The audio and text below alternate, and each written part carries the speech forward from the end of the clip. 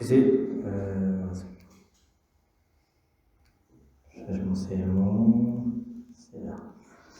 Donc c'est pour donc l'histoire de Naaman, comme Sam avait mentionné dans son message. Il était très riche, c'était un commandant, donc il avait beaucoup de pouvoir, beaucoup d'influence, mais il ne pouvait pas se délivrer de sa maladie. Comme M. Gruyam disait, même à l'époque, se soigner coûtait très très cher. Très cher, même de nos jours, ça coûtait une fortune. C'est pour ça que l'idéal, c'est de rester en bonne santé tant que l'on peut. Faites tout pour rester en bonne santé, sinon il faut trouver beaucoup d'argent. C'est pour vous dire aussi qu'en même temps que la solution que Dieu propose, les hommes ne peuvent rien faire pour s'en sortir. S'il n'y a pas la grâce de Dieu, tout allait finir. Alors, il n'y aurait plus rien qui existerait.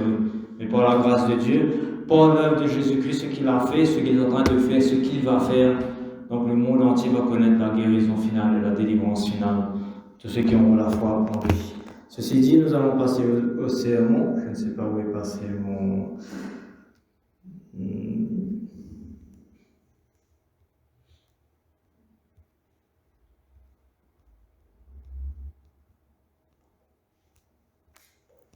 Je ne sais pas où est passé mon truc. Je vais l'avoir.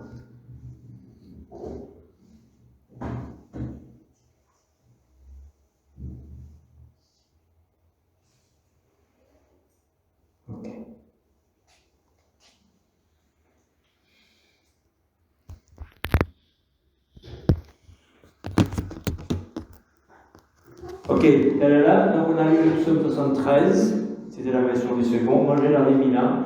Donc, la vie est injuste. En fait, c'est le message du psaume 73. C'est le constat de beaucoup de personnes. La vie est injuste. Faites ce que nous voulons, essayez de faire de notre mieux. La vie est vraiment injuste actuellement pour beaucoup de choses. Pour beaucoup de personnes, y compris pour les croyants. Même pour les croyants, c'est pénible, c'est dur, c'est difficile. Et la plupart d'entre nous, nous sommes comme Asaph, justement, donc, qui a écrit le psaume 73, 74, 77, je crois, il a écrit. Donc, c'est une complainte qu'il fait. Il dit, Seigneur Dieu, mais quand tu étais, qui te peut faire? Et ça vient du moulin. Donc, moi, j'avais mis ça en la version français courant. C'est pas mal du tout. C'est un peu plus poétique, si vous voulez. Donc, il dit, psaume appartenant au recueil d'Asaph, Dieu est vraiment bon pour Israël, pour tous ceux qui ont le cœur pur. Pourtant, j'ai bien failli faire un faux pas. Il s'en est fallu d'un cheveu que je tombe. J'ai vu en effet ceux qui ont renié Dieu. J'ai vu tout leur réussite, que tout leur réussit, et j'ai envié ces insolents. Ces gens-là n'ont jamais d'ennui. Ils sont gros et gras. C'est un peu la vérité, non? Beaucoup de personnes sont comme ça. Ils ne connaissent pas la peine des hommes. Les coups de Dieu sont pour les autres, pas pour eux. Ceux qui font le mal, ceux qui sont en autorité, bien souvent dans beaucoup de cas, ceux qui font le mal, ils prospèrent, ils avancent, alors que les autres, on voit ça dans beaucoup de travail aussi, ça se passe ainsi malheureusement. Ils portent arrogance comme une décoration, la violence va comme un costume sur mesure.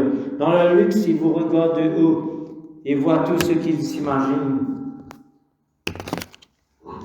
Ils se moquent, ils parlent méchamment d'un être supérieur, ils ne parlent que pour opprimer.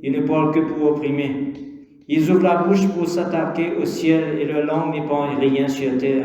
C'est pourquoi tout le monde se tourne vers eux et boit leurs paroles comme de l'eau. Ils déclarent, Dieu ne peut rien remarquer. Comment peut-il savoir celui qui est là-haut? Regardez, ces gens sans foi ni loi, toujours à l'abri des ennuis. Ils améliorent leur situation. C'est donc pour rien que je suis resté honnête. Et c'est ça qui est décourageant pour beaucoup de personnes. C'est très décourageant. Beaucoup de personnes réagissent donc comme Asaph le dit. C'est donc pour rien que je suis resté honnête et que j'ai lavé mes mains en signe d'innocence. Tous les jours, j'endure toutes sortes de peines. Chaque matin, je suis au supplice. Mais si je me décidais à parler comme eux, je serais traître envers tes fils, mes compagnons. J'ai voulu y réfléchir pour comprendre, mais tout cela m'a paru trop difficile. Jusqu'au jour où, entrant dans ton sanctuaire, j'ai compris quel sort les attendait. En fait, tu les mets sur une pente glissante, tu les fais tomber dans un piège. Ah, comme un peu de temps, ils sont réduits à rien, finis, anéantis par une terreur soudaine. Seigneur, dès que tu entres en action, ils se réduisent à rien, comme les images d'un rêve lorsqu'on s'éveille. Comme j'étais plein d'amertume, choqué jusqu'au plus profond de moi-même, j'étais stupide, je n'y comprenais rien, comme une vraie bête devant toi. Pourtant, je suis toujours avec toi. Tu m'as saisi la main droite, tu me conduis selon ton plan et tu me recevras avec les honneurs. Au ciel, tu me viendras en aide, sinon toi. Et ici-bas, que désirer puisque je suis avec toi? Mon corps peut s'épuiser, mon cœur aussi, mais mon appui, mon bien le plus personnel, c'est toi, Dieu pour toujours. Ceux qui s'éloignent de toi succombent et tu réduis à rien ceux qui t'abandonnent. Mais mon bonheur à moi, c'est d'être près de toi. J'ai mis ma confiance en toi, Seigneur, pour proclamer tout ce que tu as fait. Ce n'est pas évident du tout. On peut comprendre l'état d'esprit d'Asaph, donc quand il a écrit ce psaume, quand il a écrit cette complainte.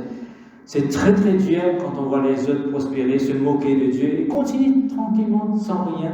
Tandis que les croyants, tandis que ceux qui restent fidèles, ils sont dans la peine, ils avancent difficilement, ils sont accablés, ils sont persécutés. Donc en face de l'injustice de la vie, il y a plusieurs causes à cause de l'injustice. Je vais juste laisser un petit peu. Ok. Donc il y a plusieurs causes pour l'injustice. Il y a, pour le moment nous-mêmes, notre corps, malheureusement, il va périr, il est en train de se dégrader, donc on se sent accablé, frustré des fois, malgré toute notre bonne volonté, malgré tous nos efforts, malgré toute notre sagesse, il y a des choses que nous ne pouvons pas contrôler. Il y a aussi le diable, qui contrôle ce monde, c'est le Dieu de ce monde, qui influence la société. Donc il y a aussi donc la société et tous ceux qui sont en autorité, qui sont contre Dieu. Et en ce moment, je ne sais pas si vous avez suivi un peu les actualités aux États-Unis, où la Cour suprême donc, a aboli la loi sur l'avortement. Ils disent que ce n'est plus une loi, ce n'est plus inscrit dans la Constitution. Chaque État doit faire donc ce qu'il pense être bon. Donc ce n'est plus dans la Constitution. C'est-à-dire que personne n'est plus protégé maintenant. Donc il y a eu beaucoup de débats, il y a eu beaucoup de manifestations, il y a eu beaucoup de moqueries contre les chrétiens. C'est assez extraordinaire parce qu'il n'y a pas que les chrétiens qui sont contre l'avortement, mais les gens sont contre les chrétiens. Parce que les chrétiens ont élevé la voix. Il y a un chanteur, je ne sais pas si j'ai oublié son nom, un rappeur, je pense qu'il s'appelle Blake, un truc comme ça. Il a fait une espèce de concert contre le christianisme, il a mis des couronnes d'épines sur sa tête juste pour se moquer de Jésus-Christ. Donc c'est pour vous dire que c'est le psaume 2. Le monde est en train de vivre le psaume 2, comme David a écrit. Ils sont en colère contre toi, ils se moquent de toi, ils rejettent ton oint. C'est ce que David dit dans le psaume 2. Les gens sont comme ça en ce moment, ils rejettent carrément donc ce que Dieu fait, ce que Dieu est, tout ce que Dieu représente. Donc qu'est-ce que Asaph a compris à la fin, avec toutes ces injustices, avec tout ce qu'il est en train de subir, tout ce que le monde subit, tout ce que nous subissons? Quelle est sa conclusion à la fin? Il dit un jour, malgré tout cela, il faut rester patient, parce qu'un jour, Dieu va juger tous les hommes, absolument tous les hommes qui ont vécu sur cette terre. Il faut être sûr et certain de cela. Peu importe ce que vous traversez, peu importe ce que nous pouvons subir, peu importe ce que les hommes nous ont fait, un jour, tous paraîtront devant le tribunal de Dieu. Et c'est ce que déclare la parole de Dieu. Et c'est ce que nous allons parler donc dans ce message, un message d'encouragement. On peut parler du jugement, mais ce n'est pas si décourageant que ça si nous réfléchissons bien. Vous allez voir, vous allez comprendre dans ce message. Donc c'est le sujet de ce message, nous allons parler du jugement, bien des jugements de Dieu. Nous allons parler du besoin, pourquoi un jugement, qui sera jugé, quand il y aura le jugement, sur la base de quoi, et quelle doit être notre attitude donc vis-à-vis de ce jugement. Donc ce ne sera pas en ordre.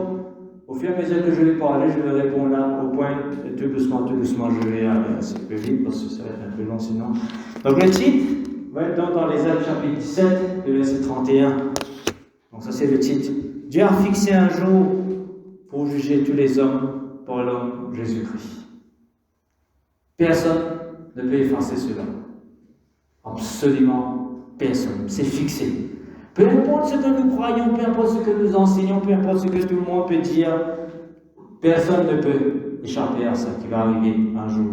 Nous allons tous paraître devant notre Dieu. Je crois que c'est le prophète Nahum, qui est ça dans le livre du prophète Nahum, dit: prépare-toi à rencontrer ton Dieu. Il avait dit cela aux Israélites, et c'est ce qui va se passer pour tous les hommes. Ils doivent donc rencontrer leur Dieu. Avec le retour de Jésus-Christ, et le jugement final à venir, ce sont les deux thèmes les plus mentionnés dans la parole de Dieu. Ce sont les deux thèmes les plus mentionnés. C'est rempli de références, surtout dans le Nouveau Testament. Et dans l'Ancien Testament, on parle beaucoup du jugement. Ça aurait dû, ça doit être donc une des doctrines fondamentales pour le christianisme. Fondamentale, le jugement de Dieu qui vient. Le problème, c'est que la doctrine de la grâce clouded un peu tout cela, parce qu'on a mal compris ce que c'est que la grâce. Dieu est en train d'agir par grâce aujourd'hui, mais il y aura un jugement qui va venir après. Donc on attend, parce que on a complètement effacé cela dans beaucoup dans des groupes chrétiens, malheureusement, on ne parle plus du jugement. Parce qu'on dit que Dieu est plein de grâce, plein de miséricorde, il va laisser faire les hommes. Pas du tout. Vous allez comprendre pourquoi. Hébreux chapitre 6, le verset 1 à 2. C'est pourquoi, laissant les éléments de la parole de Christ, tendons à ce qui est parfait. En fait, tous les versets seront dans la traduction du second. Ok. Tendons à ce qui est parfait, sans poser de nouveau le fondement du renoncement aux œuvres mortes, de la foi en Dieu, de la doctrine des baptêmes, de l'imposition des mains, de la résurrection des morts et du jugement éternel. Parce que c'est la dernière chose qui va arriver. Il y aura le jugement final, où Dieu va donc établir son règne pour toujours dans le monde, dans tout l'univers. Donc le mal sera aboli. Nous allons voir donc 3 versets qui nous parlent donc du jugement. Et puis nous allons passer donc au détail de ce que c'est que sera le jugement. Les Actes chapitre 30, les Actes chapitre 17, versets 30 et 31. Le verset 31, c'est le titre que nous avons mentionné. Dieu, sans tenir compte des temps d'ignorance, annonce maintenant à tous les hommes en tout lieu qu'ils aient à se repentir. Parce qu'il a fixé un jour où il jugera le monde selon la justice par l'homme qu'il a désigné, ce dont il a donné à tous une preuve certaine en le ressuscitant des morts. Et cet homme, c'est Jésus-Christ, bien sûr. 2 Corinthiens chapitre 5, verset 10. Quand il nous faut tous comparaître devant le tribunal de Christ. Alors Paul, quand il écrit cela, est en train de parler aux chrétiens. Parce que les chrétiens aussi seront jugés, les croyants seront jugés. Ils ne seront pas jugés de la même manière avec le monde. Il y a 2 jugements donc distincts. C'est ce que Pierre écrit, le jugement va commencer par la maison de Dieu.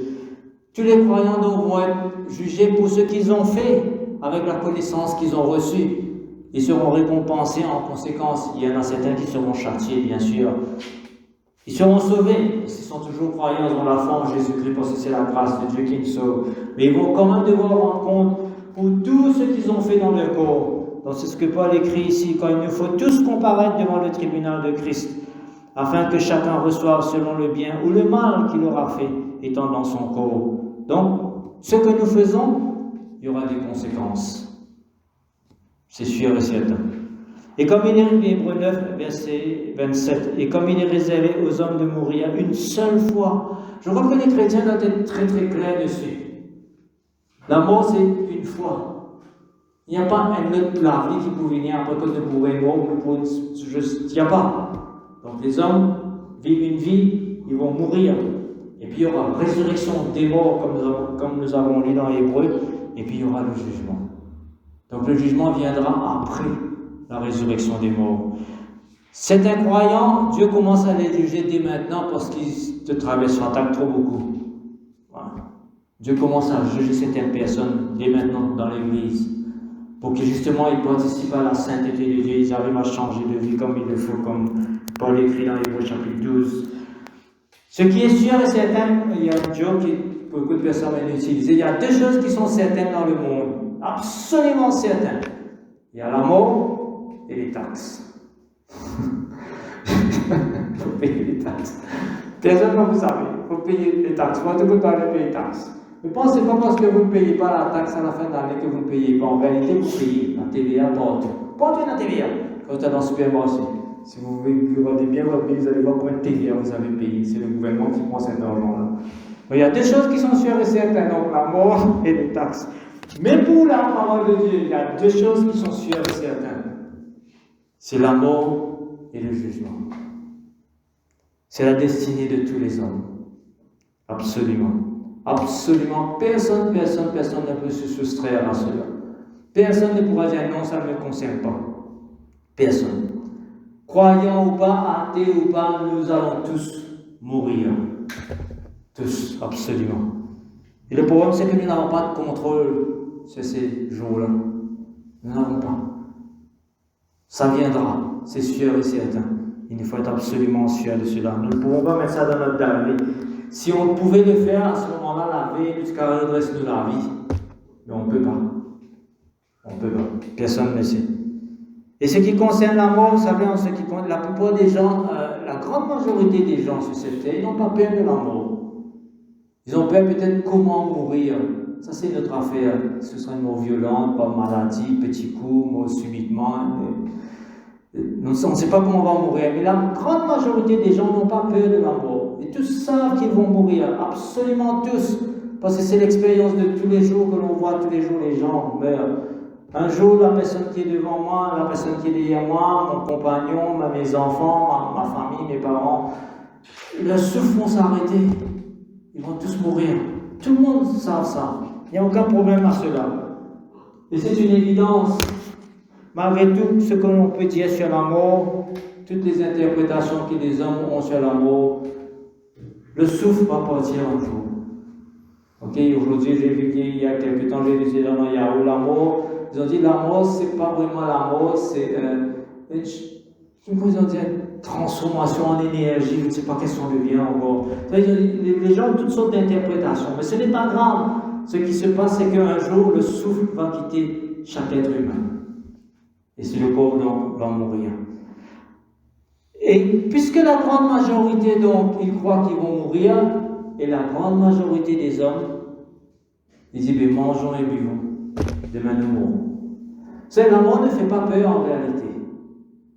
La mort ne fait pas peur. Une des raisons pourquoi la mort ne fait pas peur, c'est parce qu'ils ne savent pas qu'est-ce qu'il y a après. Et selon certaines religions, selon certaines doctrines, ils disent, ok, voilà, c'est que vous dévinis, donc vous êtes encore plus contents pour mourir. Socrate était comme ça, malheureusement. Donc les gens, ils n'ont pas peur. Croire dans la mort ne nous avance pas en réalité. Ce qui vient après qui est beaucoup plus important. Si nous croyons simplement que nous allons vivre et mourir et puis c'est fini, ben c'est comme Paul écrit, mangeons et buvons, demain nous mourrons. Il n'y a plus rien après. Mais en réalité, tel n'est pas le cas. Tel n'est pas le cas. Après la mort, donc, il y aura le jugement. Et c'est là que ça va faire toute la différence. Nous croyons, certes, nous sommes sûrs que nous allons mourir, mais nous devons aussi être sûrs que nous serons jugés. Et si tous les hommes pouvaient croire qu'ils seront jugés, beaucoup de comportements seraient changés. Beaucoup d'attitudes seraient changées. Absolument. Il y a très peu de personnes qui croient, qui pensent au jugement. Et même malheureusement des chrétiens parmi nous. Des fois, nous ne pensons pas. Nous vivons un peu n'importe comment, nous faisons un peu n'importe quoi. Et si nous croyons donc qu'il y a un jugement, voilà l'attitude que nous devons avoir. Tout à l'heure, nous avons lu le verset 10.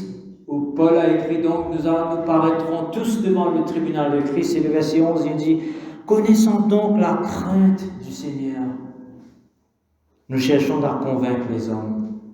Dieu doit être craint parce qu'il y a un jugement. Et c'est ce qu'Asaph a compris par la suite. Il dit, ces gens sont arrogants, ils sont orgueilleux, ils parlent contre Dieu, ils font ce qu'ils veulent, ils méprisent les autres, ils dominent les autres par leur position, par leur argent, par leur attitude. Ils n'ont pas la crainte de Dieu. Ils ne savent pas qu'ils sont sur une pente glissante, qu'un jour, ce poumon, ils vont devoir rendre compte de tout ce qu'ils ont dit, tout ce qu'ils ont fait. Et tout à l'heure, nous avons lu donc le verset, les Actes chapitre 17, le verset 30. Dieu, sans tenir compte des temps d'ignorance, annonce maintenant à tous les hommes et en tout lieu qu'ils aient à se repentir. Si nous croyons fermement qu'il y aura un jugement, les hommes doivent pratiquer la repentance. Changer de comportement. Si nous croyons seulement dans la mort, le jugement n'a aucun sens. Et si nous croyons dans la mort et le jugement, notre comportement doit changer. Notre attitude doit changer. Nous devons avoir la crainte du Seigneur, nous devons nous repentir. Pourquoi? Verset 31 que nous avons déjà lu, parce qu'il a fixé un jour où Dieu va juger tous les hommes par Jésus-Christ. C'est déjà planifié, c'est déjà dans la tête de Dieu, il connaît ce jour, il connaît ce qu'il va faire. Et nous n'avons pas son calendrier. Et pourquoi donc il y aura un jugement? Pourquoi est-ce nécessaire d'avoir un jugement? Pourquoi est-ce que Dieu ne règle pas les problèmes maintenant? Si bon Dieu règle les problèmes maintenant, personne n'a pas de problème ou pas? Non, fini, caput le tout. Donc il y aura un jugement. Et vous savez, c'est un peu dans les humains ça. Nous sommes tous un peu comme Asaph au fait. Nous sommes tous un peu comme lui. C'est qui ça qui peut arriver, qui ça qui dit Dieu, qui ça qui dit faire moi, comment il peut maltraiter ça de là.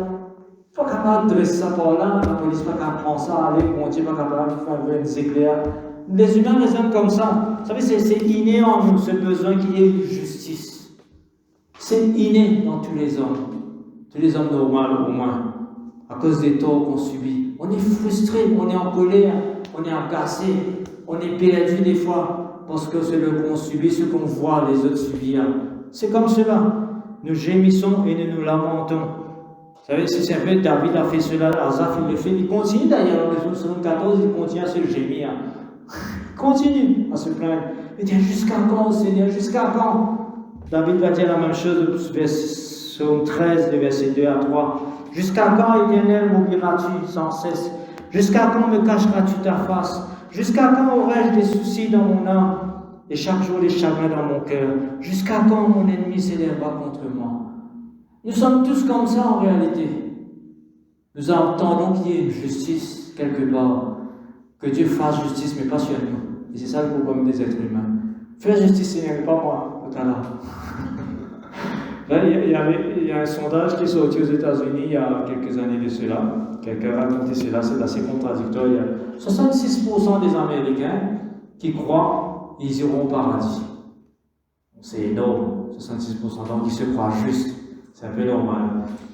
Et puis les sondages continuent. 66% des Américains croient que son voisin va aller en enfer. C'est un peu contradictoire. Vous voyez, le jugement c'est pour les autres, pas pour moi.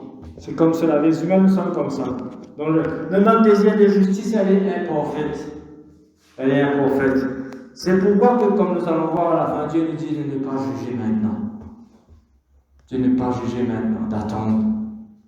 Donc pourquoi le jugement? Premièrement, donc, parce qu'il y a un sentiment dans les êtres humains qui demande justice. Donc il y aura un jugement. Et puis deuxièmement, parce que Dieu est absolument juste. Il faut comprendre cela. Dieu est absolument juste. Toute offense, toute injustice, tout péché, tout ce qui est mal fait, doit être compensé quelque part. Il y a toujours une conséquence. Dieu est absolument juste. Dieu est plein de miséricorde, mais Dieu est aussi juste. Il faut toujours se rappeler de cela.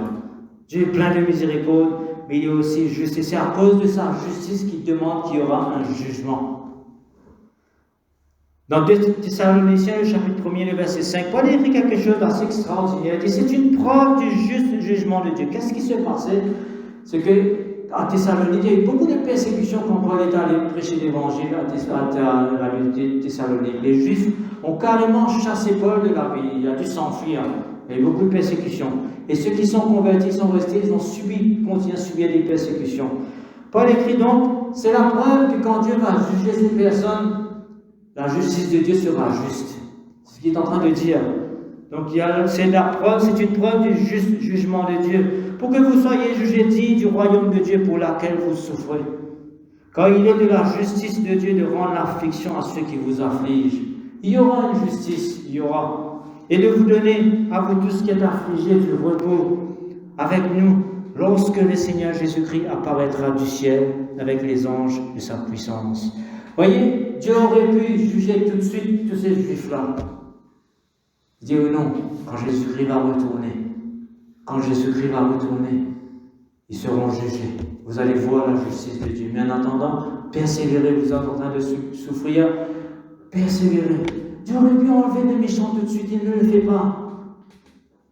Donc c'est pour répondre à une question, quand est-ce qu'il y aura le jugement? Quand? C'est pas tout de suite, malheureusement.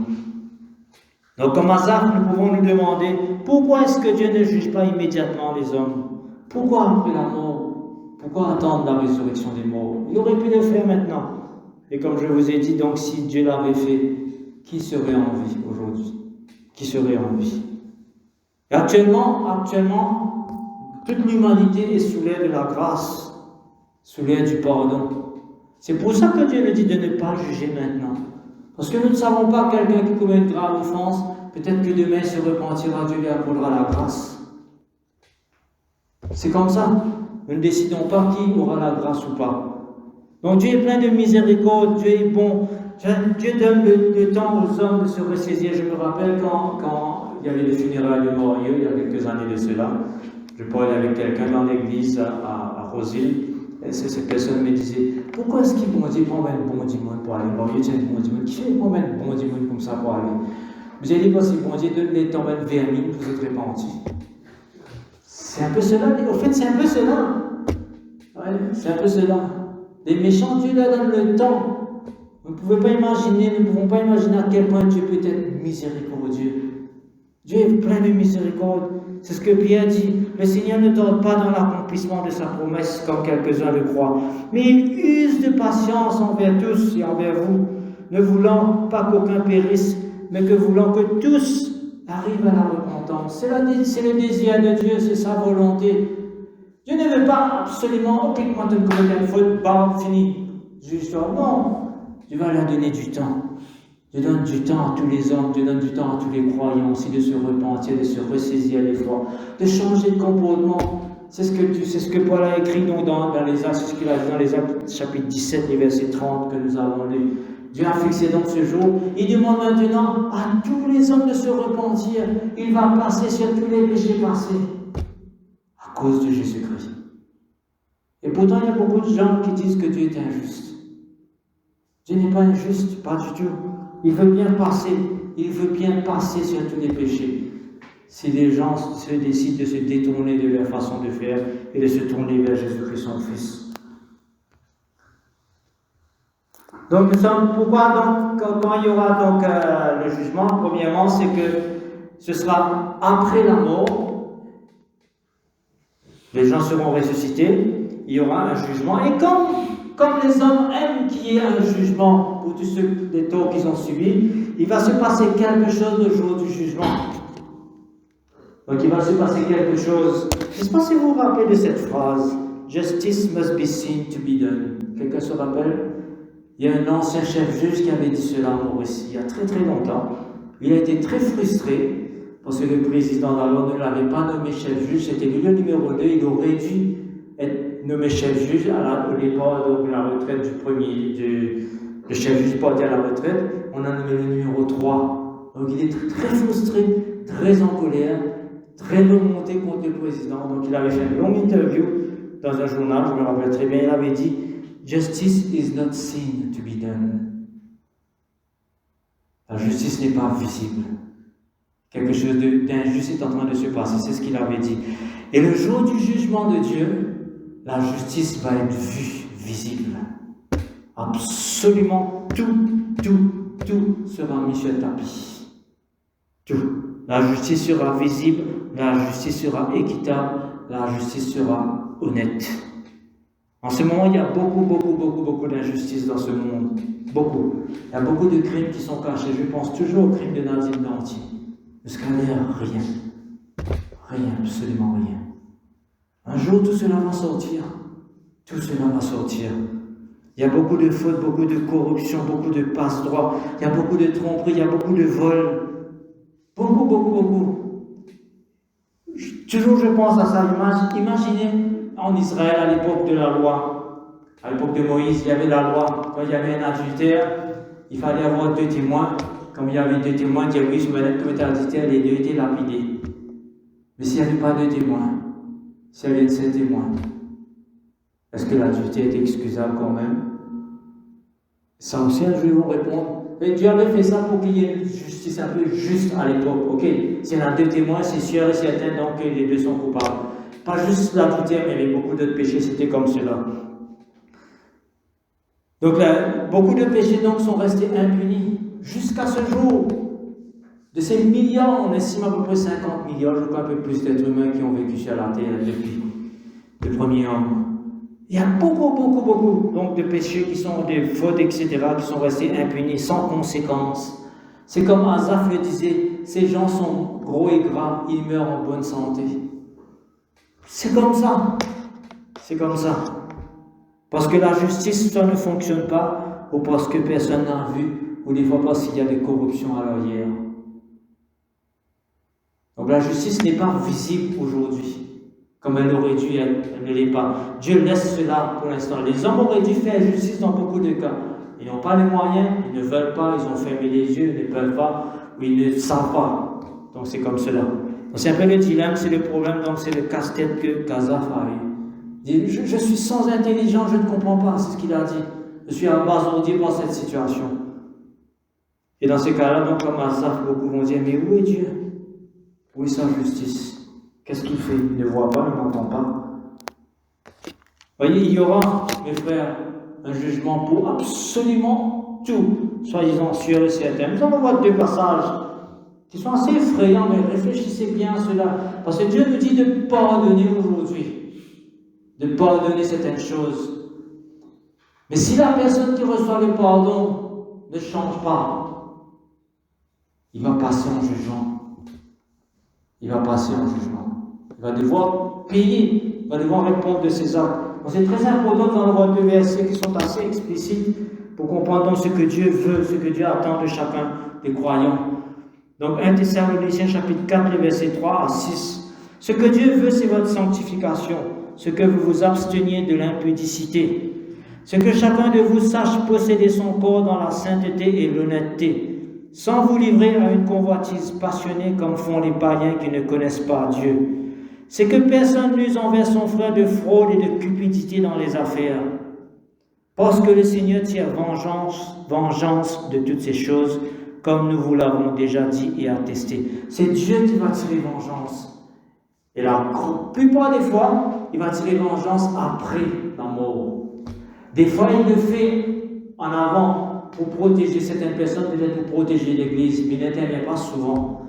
Des fois, il protège ses propres enfants, il dit, ok, je vais te châtier, je vais te corriger maintenant pour que tu changes ton comportement parce que tu es allé trop loin. Dieu le fait ça aussi. Mais sachez une chose, comme Paul écrit ici dans verset 6, le Seigneur tire vengeance de toutes ces choses. Dieu use de miséricorde et de patience actuellement, mais plus tard, il va tirer vengeance. Je vous rappelle que c'est l'évangile de la grâce que nous parlons. C'est l'évangile de la grâce. Et le verset, Hébreux chapitre 13, le verset 4, que de mariages, que de couples ont été brisés, même parmi les chrétiens, à cause de cela. Combien de personnes dans ce monde, même pas les non-croyants, vivent dans cet état de choses où il y a beaucoup de souffrance dans les mariages? Voici ce que Paul écrit, que le mariage soit honoré de tous, et le lit conjugal exempt de souillure, car Dieu jugera les impudiques et les adultères. Dieu jugera. Si les chrétiens ne changent pas, ne se repentent pas, il faut leur rendre compte. C'est très important cela. Soyez sûrs que toute offense sera jugée. Parce que vous connaissez Charles Wesley, les puritains, c'est un peu même puritain, ok. Une fois, il avait raconté, il avait dit à son fils, tu sais, tout ce que tu fais de mal, je vais te punir. À moins que tu viennes me confesser, que tu te repentes. À ce moment-là, tu ne seras pas puni. C'est un peu cela l'idée, au fait, c'est que Dieu est en train de dire aux hommes, repentez-vous. Vous faites des choses mal, ok, repentez-vous. Repentez-vous, changez de comportement. Faites un effort.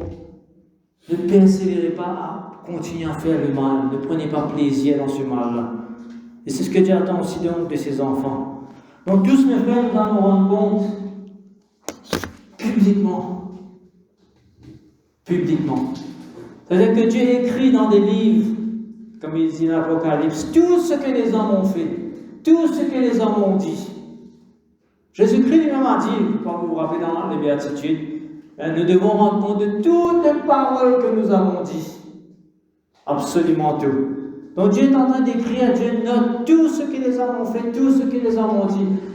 C'est des tonnes et des tonnes et des tonnes d'images qui vont déferler ce jour-là. Ceux qui se sont repentis, ceux qui ont eu la foi en Jésus-Christ, ce jour-là, à cause du sacrifice de Jésus-Christ, comme Jésus-Christ sera le juge, il va être aussi la personne qui va représenter. C'est assez extraordinaire cela. Il est à la fois juge et parti. Humainement, c'est impossible, mais ce sera comme cela avec Dieu. C'est comme cela. C'est celui qui a payé qui va juger. Ok, j'ai payé pour toi. Tu as cru. Ton péché est effacé. C'est fini. Mais ceux qui ne veulent pas croire, ceux qui refusent d'y croire. Donc à moins donc qu'on se repente, qu'on se juge maintenant, on confesse ses fautes. Et si on change de vie maintenant, donc nous allons subir le jugement de tout ce que nous avons fait. Donc comme Paul écrit, c'est aujourd'hui le jour du salut. Est-ce qu'il y aura une deuxième chance après? Je n'en sais rien. Je n'en sais rien. Mais nous allons lire un passage qui va nous dire, faites attention aux deuxièmes chances. Ce n'est pas nécessairement une vérité absolue. Dans ce jour-là, donc, le juge Jésus-Christ va plaider pour nous par son sacrifice, par son sang qu'il a versé. Et à ce moment-là, tous les hommes verront la justice de Dieu s'accomplir.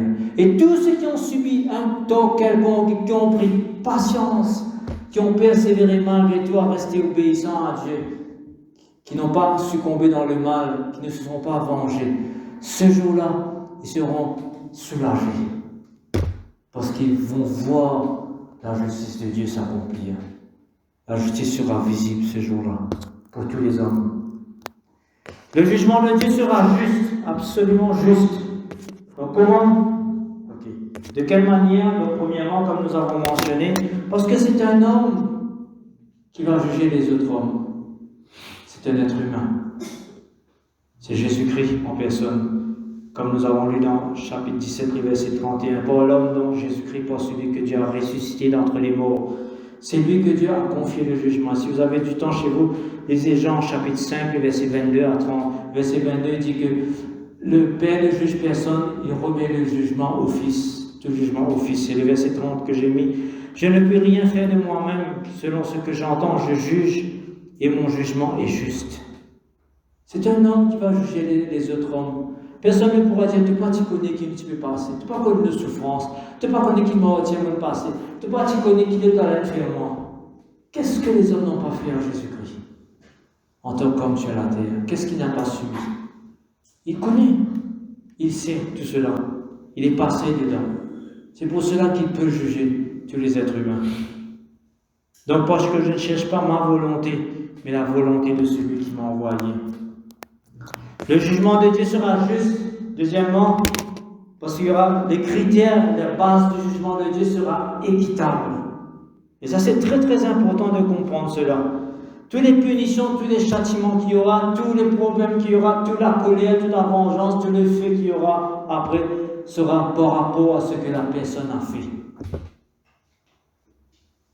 C'est comme cela. Le jugement sera juste et équitable. Il y aura des bases qui sont jetées. Et les hommes seront jugés par ces bases-là. Les bases sont déjà jetées, au fait. Comme nous allons voir dans un moment dans Romains. Donc Dieu jugera les œuvres de chaque être humain qu'il a accompli dans son corps. Il ne faut pas croire à cette doctrine calviniste qui nous dit que Dieu va juger. Les personnes sont déjà condamnées parce que Dieu a vu ce qu'ils vont faire dans le futur. Pas du tout. Pas du tout. Dieu juge les hommes pour ce qu'ils ont fait, ce qu'ils ont accompli dans leur corps. Donc les bases du juste jugement de Dieu, ce sera selon les lumières, les vérités que chaque personne a reçues, que chaque personne a été exposée, que chaque personne a rencontré quelque part un jour. Il a reçu une lumière quelconque. Il sera jugé par rapport à cela. Les croyants seront jugés par rapport à l'engagement que nous avons pris pour suivre Jésus-Christ. Nous serons jugés pour cela. Qu'est-ce que nous avons fait de cela? Et nous serons récompensés, bien ou mal, ou peu, comme Paul écrit, peut-être il y en a plus ça. Tous identifiés. Et j'aime bien ce que David dit. David il avait tellement peur de lui-même. Il dit, Seigneur, même si vous gagnez une place gardien dans ton temple, tu es content. Gardien la porte. Pourvu qu'il est sauvé. Pourvu qu'il soit sauvé. Et nous en allons dans Romains chapitre 12, verset 1 à 16. Je vais aller un peu vite. Juste pour vous montrer certaines choses, c'est très très très important ce passage. Pour vous montrer que Dieu sera juste dans son jugement envers tout être humain. Et nous allons répondre à une question assez délicate et assez difficile que beaucoup de personnes se posent. Ok, toujours la leçon du second. Ô homme, qui que tu sois, toi qui juges, tu es donc inexcusable, car en jugeant les autres, tu te condamnes toi-même. Puisque tu juges, tu fais les mêmes choses. Voyez, nous aimons que les autres soient jugés. Mais personne ne va longtemps juger soi-même. Ne pas longtemps ça. Bon. Et Paul dit, tu es inexcusable. Sois rempli de miséricorde plutôt. C'est bien mieux. Nous savons en effet que le jugement de Dieu est contre ceux qui commettent de telles choses et selon la vérité. Alors, je vais vous rappeler ce principe. Quand il dit de telles choses, il y a toujours une liste. Soit avant, soit après. Et là, la liste, elle est avant. Vous êtes capable de le lire dans Romains chapitre 1er. Il est long la liste. Tout ce que les hommes font de mal, ils prennent plaisir à le faire. Et comme Paul va terminer le chapitre 1er, il va dire, ces gens, non seulement ils les font, ils approuvent ce qu'ils les font. Ils t'encouragent, t'embellissent encore plus le mal. C'est ce qui se passe un peu dans ce monde. Il y a qu'une longue liste. Vous pouvez lire dans Romains chapitre 1er. Et penses-tu aux hommes qui jugent ceux qui commettent de telles choses et qui les fait que tu échapperas au jugement de Dieu? C'est pour ça que Dieu dit, ne jugez pas maintenant. Ou méprises-tu les richesses de sa bonté, de sa patience, de sa longanimité, reconnaissant pas que la bonté de Dieu te pousse à la repentance? C'est ce que Dieu veut, au fait. C'est pour cela que Dieu prend patience. C'est pour cela que les méchants prospèrent. Parce que Dieu est patient. Dieu est patient. Il est en train de tout faire pour pousser ces gens à la repentance d'une manière ou d'une autre. Mais toi, mais par ton endurcissement et ton cœur impénitent, tu t'amasses un trésor de colère pour le jour de la colère et de la manifestation du juste jugement de Dieu qui rendra à chacun selon ses œuvres. Donc Dieu va récompenser chaque être humain selon ses œuvres. C'est bien important cela, selon ses œuvres qu'il a fait. Réservons la vie éternelle à ceux qui, par la persévérance à bien faire, cherchent l'honneur, la gloire et l'immortalité. Dit que si un être humain dans cette vie arrive à vivre, honorer Dieu pour ce qu'il a reçu, pour ce qu'il a compris, honorer Dieu, il sera sauvé. Parce que le jugement de Dieu est juste. Si ses œuvres ne méritent pas la mort, il sera sauvé sans aucun problème. C'est ce que Paul est en train de dire. Donc la vie éternelle pour tous ceux qui cherchent à bien faire. Mais l'irritation et la colère pour ceux qui par esprit de dispute, pour ceux qui se rebellent, ils savent une certaine vérité, mais ils font le mal quand même. Par esprit de dispute, ils sont rebelles à la vérité et obéissent à l'injustice. Parce qu'ils ont reçu, comme nous allons le voir, une certaine vérité en eux. C'est ce que nous allons comprendre. Verset 9. Tribulation et angoisse. Tribulation et angoisse sur tout un d'homme qui fait le mal, sans distinction, qu'il soit juif, qu'il soit grec. La connaissance ne suffit pas. Notre statut ne suffit pas. Ce sont nos œuvres qui comptent. Ce sont nos œuvres. Gloire, honneur et paix pour quiconque qui fait le bien, pour le juif premièrement, et puis le grec. Ce que Paul est en train de dire en fait, c'est que nous tous nous identifions. D'une certaine façon. Parce que le chapitre 3 va développer donc comment Jésus-Christ comment Dieu devient juge et parti à la fois par Jésus-Christ, pour tous ceux qui mettent leur confiance en Jésus-Christ. Verset 11, car devant Dieu, il n'y a point d'acception de personne. Il n'y aura pas de préférence. Il n'y aura pas de préférence.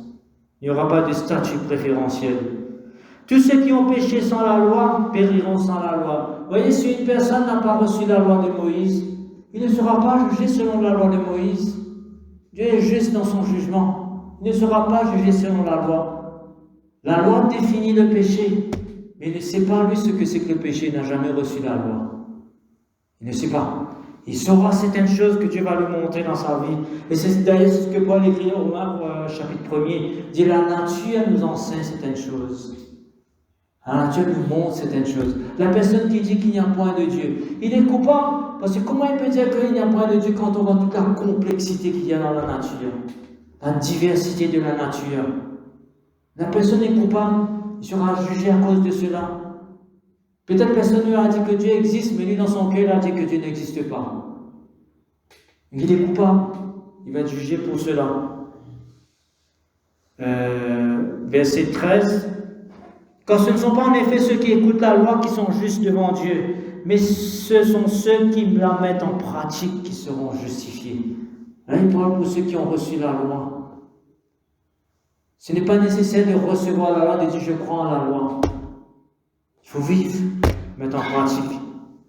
Quand les païens qui n'ont pas la loi, qui font naturellement ce que prescrit la loi, naturellement parce qu'ils ont appris certaines choses dans la nature, ils voient certaines choses, ils comprennent certaines choses. Ils sont eux qui n'ont pas la loi, une loi pour eux-mêmes. Ils montrent que l'œuvre de la loi est écrite dans leur cœur, leur conscience en rend témoignage. Il y a la loi de la conscience que Dieu a mis dans tous les hommes, absolument tous les hommes, et leurs pensées s'accusant ou se défendant tour à tour. Même si on n'a jamais entendu que tu ne commettras pas de vol, tu ne voleras point. Quelle est la société aujourd'hui qui tolère le vol? Pénin. Même si ce sont des païens, même si ce sont des athées, même si ceux qui ne croient pas en Dieu, même des gauchistes, etc., je ne sais pas croire en Dieu. Dans cette constitution, il y a le vol est condamné. Vous comprenez un peu ce que je suis en train de dire? Il y a des choses qui sont innées dans les hommes. Il y a le besoin de justice, mais il y a aussi ce besoin de la conscience, la loi de la conscience, ce besoin de ne pas faire le mal. Et il y a un combat terrible dans les hommes. Ils obéissent la plupart à l'injustice, malheureusement, comme nous avons lu un peu plus haut. C'est ce qui paraîtra, donc au jour où, selon mon évangile, Dieu jugera par Jésus-Christ les actions secrètes des hommes. Absolument toutes les actions seront jugées. Absolument tout. Toutes les actions secrètes. Donc tout ce qui est caché sera découvert. Tout ce qui est dans les ténèbres verra la lumière. Donc le jugement sera juste parce que Dieu donne à tous les hommes une certaine connaissance. À nous les croyants, il nous donne la connaissance de la nouvelle alliance. Aux Juifs, ils ont donné la connaissance de la loi. À ceux qui n'avaient pas la loi, il donne la loi de la conscience. Dieu donne. Et souvent nous posons donc la question, qu'en sera-t-il donc de ceux qui n'ont jamais entendu parler de Jésus-Christ? Qu'est-ce qui va se passer pour eux? Je vais vous ramener en Romains. Comme nous avons lu un peu plus en haut, réservant la vie éternelle à ceux qui, par la persévérance à bien faire, cherchent l'honneur, la gloire et l'immortalité. Si ces personnes n'ont jamais entendu parler de Jésus-Christ, et s'ils vivent selon la loi de la conscience correctement, Dieu est juste dans son jugement. Dieu est juste. Jésus-Christ, ce jour-là, il dira, ok, tu as fait cela, tu ne savais pas, mais tu as fait le bien quand même. Je vais te sauver. C'est ce qui va se passer parce que Dieu est juste. Il ne peut pas condamner une personne qui est innocente. S'il n'a pas reçu la loi du sabbat, s'il n'a pas reçu la loi des sacrifices, mais quel péché c'est pas un péché pour lui. Mais il y a des choses qui sont claires et nettes dans la parole de Dieu. Nous avons mentionné cela tout à l'heure dans Hébreux chapitre 13, comme l'adultère. Vous savez qu'en ce moment, on parle beaucoup de cette affaire de pédophilie. Ça a choqué beaucoup de Mauriciens, ça a choqué beaucoup de personnes. Vous vous rappelez, vous savez, dans l'école des sourds, tout ce qui s'est passé là, touchement sur des enfants handicapés. Vous savez, c'est dans tous les êtres humains. Des violences sexuelles sur les enfants est méprisable, et condamnable et rejeté. Nous avons tous cela en nous, que nous croyons en Dieu ou pas. Je crois, non? C'est comme cela, Dieu nous a mis cela en nous. Imaginez donc la personne qui fait cela en toute connaissance de cause. Il sera condamné. À moins qu'il se repente, qu'il se tourne vers Jésus. Sa seule solution, c'est se tourner vers Jésus dans la repentance. Mais s'il a obéi au péché qui est en lui, obéi à la loi, donc il n'a pas obéi à la conscience qui lui disait c'est mal ce que tu fais. Il continue de le faire. Il va être condamné. Il va être condamné à cause de la loi de la conscience. Je ne sais pas si vous comprenez ce que je suis en train de dire. Dans ce passage, Romain donc répond à cet argument, certaines personnes qui disent que Dieu est injuste dans son jugement. Dieu n'est pas injuste. C'est un homme d'abord qui va juger les hommes, et puis il y aura des bases légales, équitables, sur lesquelles il va juger tous les hommes. Personne ne pourra dire mon paticoni. Personne ne pourra dire mon paticoni. Absolument. Donc, ceux qui ne connaissent pas la loi, ceux qui ne connaissent pas le vrai Dieu, ceux qui ne sont pas croyants, malgré tout, ils ont certaine lumière en eux. Il y a des choses. Et j'ai mis l'exemple d'Abimelech, je pense aussi à Hérode. Vous vous rappelez ce que Jean-Baptiste a dit à Hérode? Parce que c'est à cause de cela qu'il a demandé la tête de Jean-Baptiste. Il dit, tu n'as pas le droit de prendre la femme de ton frère pour épouse. Pourtant, c'était un païen, Hérode. Mais Jean-Baptiste lui dit, tu n'as pas le droit. C'est pas parce qu'il est non-croyant qu'il a le droit de faire l'adultère. Pas du tout. L'adultère est condamné pour tout le monde. Abimelech, c'est la même chose. Il allait prendre Sarah pour épouse. Dieu lui a fait comprendre que tu vas commettre un adultère. Il ne savait pas lui-même. Il a dit donc, tu veux commettre un adultère? Et pourtant, c'était pas incroyable, il ne connaissait pas le vrai Dieu. Vous voyez, il y a des choses qui sont inscrites dans notre conscience. Il y a des choses qui sont inscrites dans nos consciences. Donc chacun sera jugé selon ce qu'il a reçu. Maintenant, pour ceux qui disent, qu'en est-il? Pour ceux qui n'ont pas entendu la bonne nouvelle de Jésus-Christ, faites-y foi, l'annonce évangile, là, plutôt. C'est aussi simple que ça. Faites-moi du monde entendre de Jésus-Christ. Nous donne une opportunité. Si nous n'avons tant à cœur de la salut à ce point-là, annoncez-leur la bonne nouvelle. C'est très important cela. Et j'ai toujours dit cela, je ne sais pas si vous vous rappelez, il y a très très longtemps, j'avais dit cela, même si nos enfants ne nous suivent pas, même si nos enfants ne croient pas, ne veulent plus croire, c'est important pour nous de les enseigner quand même les bonnes choses, la morale, le bon comportement. Quand ils vont grandir, peut-être qu'ils ne vont pas suivre Dieu, on ne sait pas, peut-être qu'ils ne vont pas croire, on ne sait pas. Mais au moins, ils savent certaines choses, ils ont un bon comportement. Ils vont s'éviter bien des ennuis, mais au moins, ils doivent savoir aussi qu'il y a un jugement qui vient après. En fait, c'est le message de l'Église. Ça dit, jeune homme, réjouis-toi dans ta jeunesse, mais sache qu'il y a un jugement qui vient après. Tu dois te rendre compte. C'est important pour nous de réaliser que tous les hommes reçoivent d'une certaine façon ou non une lumière. Ce sera peut-être pas notre enseignement, ce sera peut-être pas un article, ce sera peut-être pas un message entendu quelque part, pas une philosophie, pas une religion quelconque. Parce que même les anciens des religions, même s'ils sont païennes, il y a certaines choses qu'ils enseignent qui sont bonnes. Ça ne veut pas dire que je suis d'accord avec eux, pas du tout, mais certaines choses qui sont bonnes. Donc les hommes reçoivent une certaine lumière. Donc ils sont jugés donc pour cela. Donc quelle doit être notre réaction pour nous les croyants? Comme nous avons vu tout à l'heure là, il faut avoir la crainte de Dieu. Là, je ne vais pas aller aux croyants maintenant, nous ne parlons plus pour les autres.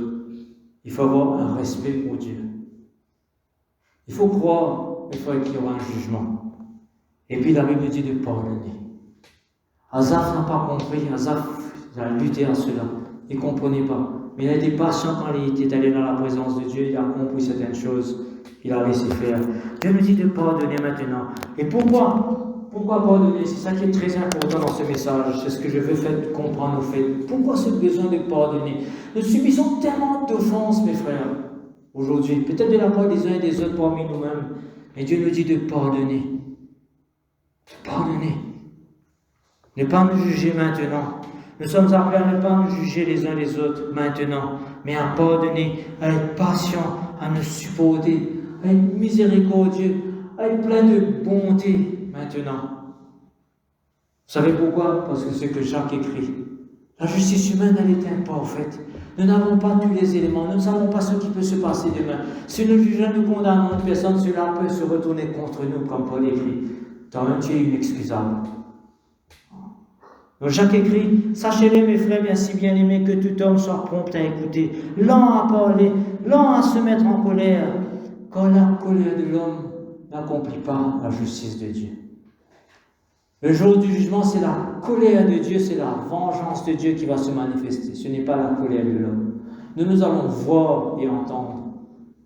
Nous serons les témoins. La colère de l'homme, mes frères, si nous manifestons notre colère maintenant, nous allons nous venger maintenant. Nous jugeons. Et ce n'est pas nécessairement, nous sommes en train d'accomplir la justice de Dieu. Pas nécessairement. C'est un verset très très important, ce que Jacques écrit. Et donc il est nécessaire pour nous, mes frères, de laisser le jugement dans la main de Dieu. Très important cela. Donc Paul écrit dans Romains chapitre 12, verset 19, ne vous vengez point vous-même. J'ai déjà dit cela il y a très très longtemps. Ne pas pardonner, c'est se venger. D'une certaine façon ou d'une autre. Nous nous vengeons à ce moment-là. Et pardonner, ce n'est pas se venger. Et ça implique beaucoup de choses, parce que Paul écrit quelque part juste avant, s'il a faim, s'il a soif, donne-lui à boire, donne-lui à manger. C'est dur, c'est très dur cela. Lorsque nous subissons un tort, une quelconque offense de quelqu'un qui nous a trahis, quelqu'un qui nous veut du mal, il faut quand même avoir de la considération pour lui. C'est très dur. Mais Dieu nous dit, soyez patients. Soyez patients. Dieu ne vous vengez point vous-même, bien-aimés, mais laissez agir la colère. Laissez agir la colère, laissez Dieu faire ce travail. Quand il est écrit, à moi la vengeance, à moi la rétribution. C'est le Seigneur qui va faire cela. Si nous refusons de pardonner, nous allons commencer à nous juger et nous venger les uns les autres. Et la réponse donc de Asaph à toutes ces interrogations. Donc il a eu la réponse, il a compris certaines choses. Et nous aussi donc, j'espère que nous allons comprendre certaines choses. Nous allons terminer par cela, le psaume 96, versets 10 à 13. Prosternez-vous devant l'Éternel avec des ornements sacrés. Tremblez devant lui, vous tous habitants de la terre, c'est-à-dire ayez de la crainte pour lui. Dites parmi les nations, l'Éternel règne. Ainsi le monde est ferme, il ne chancelle pas. L'Éternel juge les peuples avec droiture. Soyons sûrs et certains de cela. Réjouissons-nous à cause de cela, même si nous subissons des torts maintenant, même si nous voyons beaucoup d'injustices, même si nous sommes en colère et frustrés actuellement. Soyez sûrs et certains que l'Éternel juge les peuples avec droiture. Que les cieux se réjouissent, que la terre soit dans l'allégresse, que la mer retentisse avec tout ce qu'elle contient, que la campagne s'égaye avec tout ce qu'elle renferme, que tous les hommes des forêts poussent des cris de joie devant l'Éternel, car il vient pour juger la terre.